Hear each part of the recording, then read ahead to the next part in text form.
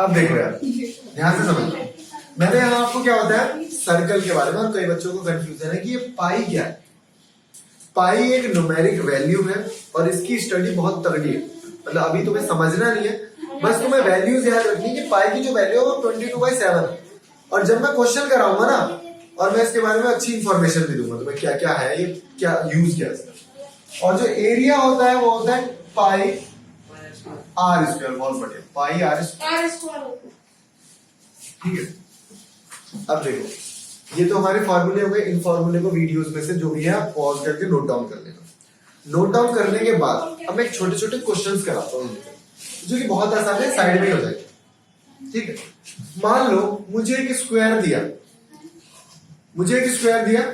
और मुझे बोला कि यार उसकी जो लेंथ है ना वो मान लेते हैं 5 है। जो उसकी लेंथ कितनी है 5। और मुझे ना मान लो एक पार्क है, ये पार्क है और फेंसिंग करनी है मुझे।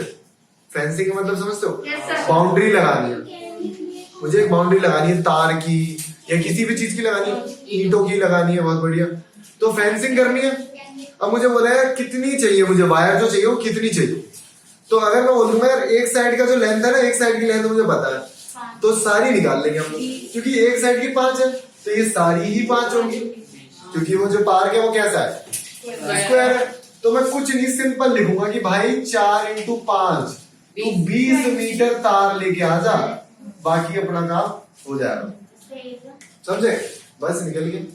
अगर देखो मैं क्या बोलूं, अब मैं बोलूं मुझे पेंट करना है या मुझे पेपर लगाना, मुझे क्या है पेपर लगाना, पूरे कोई चार्ट पेपर, मतलब मुझे मैं बोलूं यार ये बोर्ड है, इस बोर्ड के ऊपर पेपर लगाना।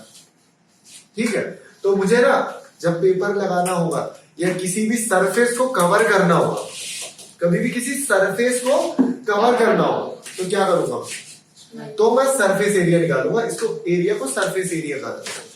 कंफ्यूज मत होना कभी, ये जो एरिया होता है वो हमेशा सरफेस एरिया ही होता है। जो एरिया होता है वो क्या होता है सरफेस एरिया। ठीक है, कंफ्यूज मत हो।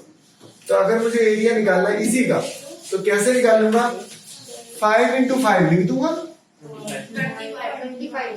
25 हो जाएगा। और रुक जाओ, मीटर स्क्वायर भी लिखूंगा। पता क्यों, क्योंकि मीटर और मीटर 2 बार मीटर था तो मीटर स्क्वायर होगा। तो हमेशा याद रखोगे कि जब भी एरिया लिखा जाएगा वो हमेशा मीटर में होगा, किसी का भी हो। जब भी एरिया लिखा जाएगा वो किस में होगा, मीटर में होगा। अब देखो मान लो जैसे हमारा घर है, वो तो कभी भी बहुत कम होता है ऐसे स्क्वायर शेप में हो, है ना, स्क्वायर शेप में तो नहीं होता। तो मान लो रेक्टेंगल है कोई घर या कोई पार्क रेक्टेंगुलर, तो मेरे को उसने बोल दिया कि भाई जो मेरा पार्क है ना वो है, उसकी लेंथ है 10 मीटर और विड्थ है 5 मीटर। विड्थ कितनी है 5 मीटर। तो बस मुझे कुछ नहीं करना, मुझे इस फॉर्मूले में पुट करना है। 2L कितना है 10, विड्थ कितनी है 5। बस यहाँ देखो, पहले देखो 10 और 5 कितने होते हैं 15 को 2 से मल्टीप्लाई करो 30। तो 30 मीटर कितनी लंबाई चाहिए मुझे पूरे में 30 मीटर चाहिए। ये बहुत बेसिक है, ये सबको आना चाहिए। नहीं आएगा तो पता ही है फिर तुम्हें क्या हो, घर से उठवा लेंगे, किडनैप करवा। ठीक है, L × B। अब L × B क्या होता है, कुछ भी तो नहीं है, दोनों को मल्टीप्लाई कर, उसमें तो तुम एक नंबर के परफेक्ट हो। 50 मीटर स्क्वायर। पता है जब बड़े हो जाएंगे ना, तो अगर मीटर स्क्वायर नहीं लिखोगे ना टीचर नंबर काट लेगा। टीचर को क्या होता है बदला लेना होता है उसे, नंबर काट लेते, नहीं लिखी यूनिट गोला लगा देंगे, है ना। टीचरों को मजे आते हैं नंबर काटना, मुझे भी आता है। अब देखो पाई की वैल्यू लिख दी मैंने, इसको मैं मिटा रहा हूँ, इसको मैं साइड में।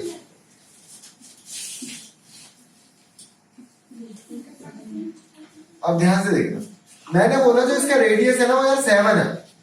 रेडियस कितना है 7 है। मैंने क्या देखा, मैंने नाप लिया 7 मीटर है उसका रेडियस जो है। मुझे ये बता दो जो बाउंड्री पर लगेगी ना उसकी लेंथ क्या होगी। तो हम कुछ नहीं, सिंपल ये फॉर्मूला लगा लेकिन 2 × पाई की वैल्यू हमेशा यही रहेगी जिंदगी भर। आर की जगह 7 से 7 काट दूं, काट 2 × बहुत ही बढ़िया 44 मीटर। 44 मीटर। अब मुझसे पूछे कितना एरिया, अगर मुझे पेपर लगाना है, चार्ट लगाना, पेंट करना है, सर अगर हमारा रेडियस निकालना है अभी कर लो तो आर क्या हो जाएगा 7 into 7, एक 7 से 7 कट गया, इसको इससे मल्टीप्लाई कर दो, आंसर आएगा 154 मीटर स्क्वायर, 154 मीटर स्क्वायर। ठीक है, अब क्वेश्चन जो बुक में दे रखे हैं, पहले मैं आपको लैंग्वेज पढ़ के सुनाऊंगा कि क्वेश्चन किस तरीके से आएंगे। ठीक है, ये तो हमारे बेसिक फॉर्मूले थे, और कुछ एक दो फॉर्मूले और है वो और बता देता हूँ। ठीक है, जैसे ट्राइंगल का हो गया, ट्राइंगल का एरिया कैसे निकाला जाता है वो और बता देता हूँ, है ना। जब तक ये आप नोट कर लो जल्दी से। देखो, now we are discussing about questions. अब हम क्वेश्चन डिस्कस करेंगे, क्वेश्चन कैसे कैसे आते हैं एग्जाम। अब क्वेश्चन है फाइंड द विड्थ। भाई विड्थ निकालनी है, मतलब मुझे विड्थ नहीं पता, यही निकालनी है। और उन्होंने बोला एक रेक्टेंगुलर प्लॉट है, कैसा प्लॉट है, रेक्टेंगुलर प्लॉट। ठीक है भाई, एक रेक्टेंगुलर प्लॉट है। अब रेक्टेंगुलर प्लॉट है जिसका एरिया हमें दे दिया, उन्होंने बोला एरिया कितना है, एरिया है इतना। ठीक है, और लेंथ कितनी है, लेंथ दे दिया 32 मीटर। ठीक है, और विड्थ निकालना है, उसके बाद ऑल्सो फाइंड पेरीमीटर, कि भाई पेरीमीटर निकालना। अब ध्यान से देखो, बहुत ही आसान क्वेश्चन, तो टफ नहीं, और तुम लोग कर लोगे मुझे पता है, लेकिन मैं बता सकता। ध्यान से देखो, सबसे पहले जो गिवन चीजें होती है ना, जो भी गिवन दिया होता है उससे हमें स्टार्ट करना होता है। तो मुझे क्या दिया गिवन, एरिया, तो पहले मैं लिखूंगा एरिया। रेक्टेंगल का एरिया होता है L इंटू प्लस होता है, एरिया की जगह एरिया लिख दो, लिख दिया, L की जगह L लिख दो, लिख दिया, B की जगह B। अब ये मल्टीप्लाई में है ना, जब ये इधर आएगा तो डिवाइड हो जाएगा, बस बस, ज्यादा एक्साइटेड मत हो, शांत रहो। इसको इससे कट कर दे, 32 को 2 से, बहुत बढ़िया। तो B की वैल्यू आ गई, B की वैल्यू, एक स्टेप हो गया हमारा। दूसरा स्टेप क्या है भाई, पेरीमीटर निकालना, जो कि बहुत ही आसान काम है। पेरीमीटर का फॉर्मूला 2L पता है, ये पता है, जोड़ दूं 104 मीटर, 104 मीटर। ठीक है, और ये भी 20 मीटर। ठीक है, तो ये क्वेश्चन उतारो जल्दी से। अब देखो एक नया क्वेश्चन, एक डोर फ्रेम है, मान लो एक वॉल है, वॉल पे ना पेंट करना है, और वो कह रहा है जितना भी पेंट करना है ना मुझे, वो मैं सरफेस एरिया के हिसाब से करूंगा। अब देखो, जब पेंट करोगे तो डोर आ रहा है बीच में, तो डोर पे तो पेंट नहीं करना होता। ध्यान से देखो, ये वॉल है मेरी और ये मेरा डोर है। भाई डोर पे तो पेंट नहीं करूंगा, मैं पेंट कहाँ करूंगा, वॉल पे करूंगा बस, यहाँ पे नहीं होगा पेंट। और उसने बोला जो वॉल है ना मेरी, वो 10 by 10 की है, 10 by 10, मतलब 10 मीटर by 10। और उसने डोर का भी डायमेंशन दिया है, सुनो, डोर के बारे में भी उसने बताया। उसने बताया जो डोर है ना, वो यहां से तो 3 है और यहां से 2 है, मतलब डोर की जो लेंथ है वो तो 3 है और विड्थ कितनी है, 2 है। अब ध्यान से समझना, बहुत ध्यान से। और इसमें बोला है जो भी एरिया आएगा ना भाई साहब, मैं उसका 20 रुपए के हिसाब से लूंगा, जो भी एरिया आएगा 20 रुपए के हिसाब से लूंगा। ध्यान से समझना, क्वेश्चन पढ़ता हूं पहले। A door frame of dimension, door जो है उसकी डायमेंशन जो है भाई वो 3 मीटर इंटू 2 मीटर है, और जो वॉल है, वॉल की डायमेंशन कितनी है, 10 मीटर क्रॉस 10 मीटर। और जो लेबर है ना, जो लेबर है, labour charge for painting 20 rupees per metre square. 1 metre square के 20 रुपए ले रहा हूं। 1 मीटर स्क्वायर के कितने रुपए ले रहा है? 20 रुपए ले रहा है।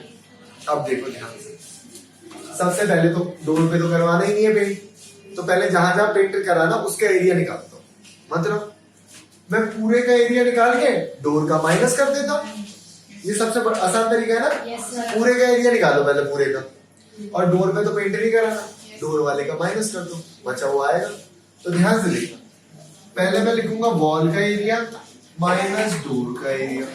वॉल का एरिया क्या है? 10 इंटू 10, ठीक है। या तो और आसान करने के लिए ना पहले वॉल का निकालो, पहले वॉल का निकालो, कंफ्यूजन नहीं होगा। वॉल का निकाल लेता हूँ, 10 इंटू 10 कितना आया? 100 मीटर।